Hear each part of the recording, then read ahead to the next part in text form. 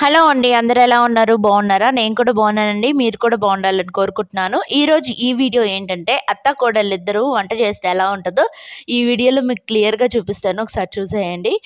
మా అత్తమ్మ నా దగ్గరకొచ్చేటప్పుడు పచ్చి కరివేపాకు అయితే తీసుకొచ్చిందండి. కరివేపాకు పొడి కోసం అని చెప్పి పొడి చేసిస్తాను అని చెప్పి తీసుకొచ్చిందనమాట. బాణల్లో కొంచెం ఆయిల్ వేసి పచ్చి కరివేపాకుని వేసి ఫ్రై చేసి పక్కన పెట్టేసిందండి.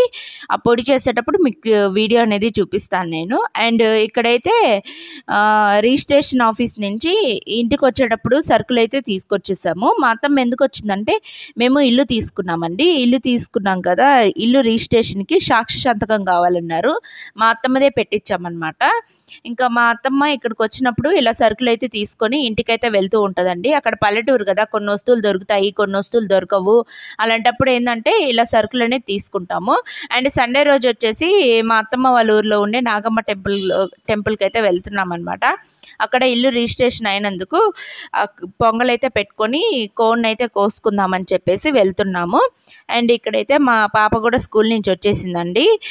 వచ్చాక మా అత్తమ్మ మీద కూర్చొని కొంచెంసేపు అయితే ఆడుకునిందనమాట. ఇంకా తను ఆడుకున్న తర్వాత ఇంకా వంటగదిలోకి అయితే వచ్చేసాము. వచ్చి మా అత్తమ్మ అయితే కరివేపాకు పొడి అనేది చేసేసిందండి. నేను వచ్చే లోపలే చేసేసింది అనమాట. నేను కొంచెం బయటికి వెళ్ళాను పని మీద. ఇంకా వచ్చే లోపలే మా అత్తమ్మ అయితే పొడినంతా చేసేసింది. ఈసారి ఎప్పుడైనా మీకు వీడియోలో చూపిస్తానండి నేను మా అత్తమ్మ కరివేపాకు పొడి అనేది ఎలా చేసద్ది అనేసి.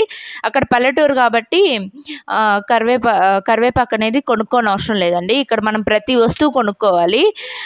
అక్కడ ఏంటంటే ఈజీగా చెట్లు అనేది పెరిగిపోతాయి. అండ్ మనకి ఎవరు అడిగినా కూడా ఇస్తారనమాట.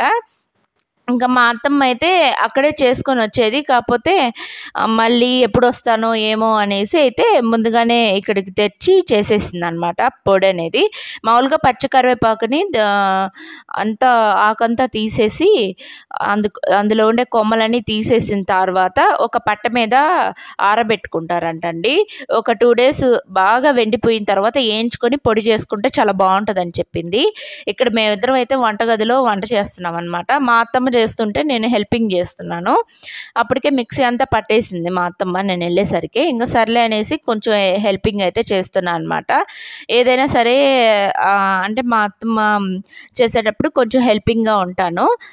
మా అత్తమ్మ పచ్చళ్ళు కానీ లేకపోతే పొడులు కానీ చాలా బాగా చేస్తుందండి. నాకు చాలా ఇష్టం అనమాట. నేనే సగానికి సగం ఆమె దగ్గరే నేర్చుకున్నాను. పెళ్ళికి ముందంటే ఎక్కువ హాస్టల్లో ఉండడం వల్ల అంతగా వంటలు అనేది రావన్నమాట నాకు.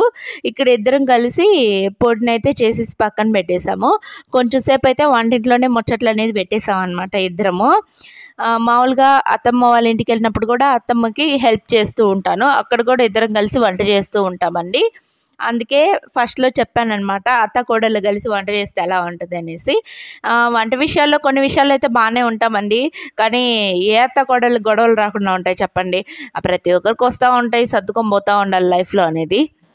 అండ్ ఇక్కడైతే మా అత్తమ్మ ఇక్కడ కరివేపాకు పొడి అయితే చేసేసి పక్కన పెట్టి పాప దగ్గరికైతే వెళ్ళింది కొంచెం సేపు. ఈ లోపల నేను కొన్ని వస్తువులు అనేది సర్దేశాను. ఇంకా మా అత్తమ్మ వెళ్ళిన తర్వాత పని అయితే చేయాలండి. మొత్తానికి కరివేపాకు పొడి చేసేసిన తర్వాత ఈ బాక్సులు అయితే స్టోర్ చేసుకుంటున్నాను నేను. పొడి అయితే చాలా బాగా చేసిందండి. టేస్ట్ అయితే చాలా బాగుంది.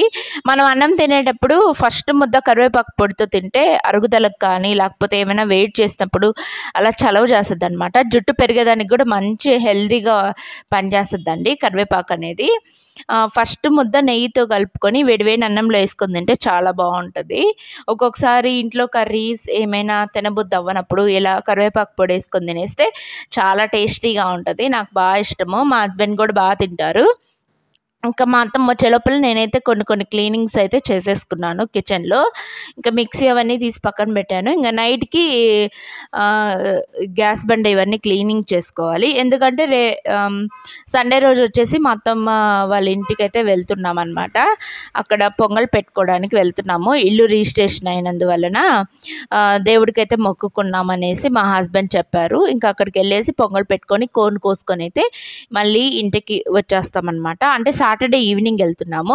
ఇది ఫ్రైడే రోజు తీసిన బ్లాగ్ అండి.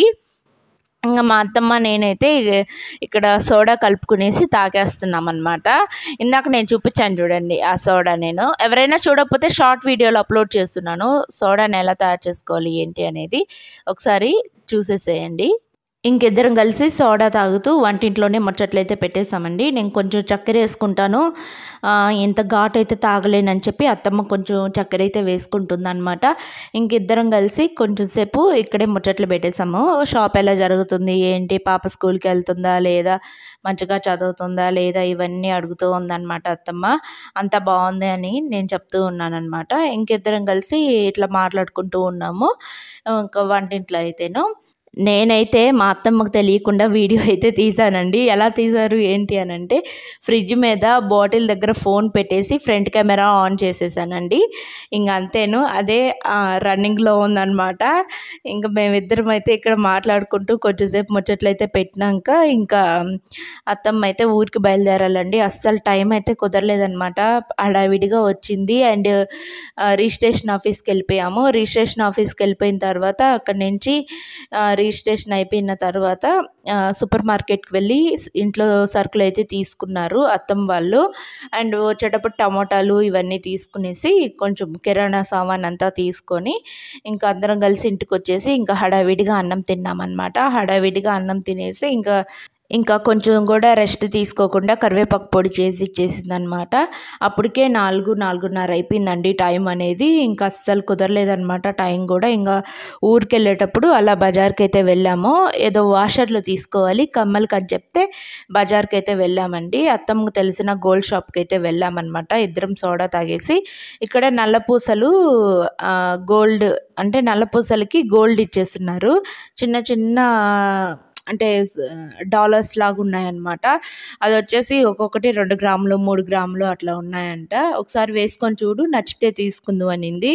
నాకైతే అంత అనిపించలేదండి. ఒకేసారి నేను నల్లపూసల దండ తీసుకోవాలని ఎప్పటి నుంచో కోరిక అనమాట నాకు. కొంచెం ఇల్లు కొంటున్నాం కదా, పరిస్థితి బాగాలేదు కదా అనేసి కొంచెం ఆగున్నాను. ఇదైతే బాగుంది. ఇది 1.5 సవరు పడుతుందండి, 70,000 అంట.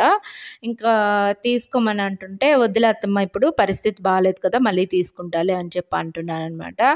ఇంకా ఊరికే జస్ట్ చూసి అలా వచ్చేసామండి. అక్కడ కొన్ని మోడల్స్ అయితే చాలా బాగున్నాయి. ఇది అత్తమ్మ వాళ్ళు నా పెళ్ళి కాకముందు అంటే ఇది ఖాతా అంగడి అనమాట వాళ్ళకి. వాళ్ళ అత్తమ్మ కూడా ఇక్కడే తీసుకునే వాళ్ళంట గోల్డ్ అనేది. ఇంక ఇది చెప్తా ఉన్నాడు, రేట్లు అయితే ఎంత పడతాయి అంత పడతాయి అని చెప్తా ఉన్నారు. ఇంకా అత్తమ్మ కూడా ఏంటంటే సరేలేండి వాళ్ళు వస్తారంటలే అని చెప్పి ఇంకా వాషర్లు అయితే తీసుకునేసి ఇంటికైతే బయలుదేరి వచ్చేసామండి. మిషన్కి దారపుండలు అవి కావాలంటే బజార్కి అయితే వచ్చిందనమాట అత్తమ్మ.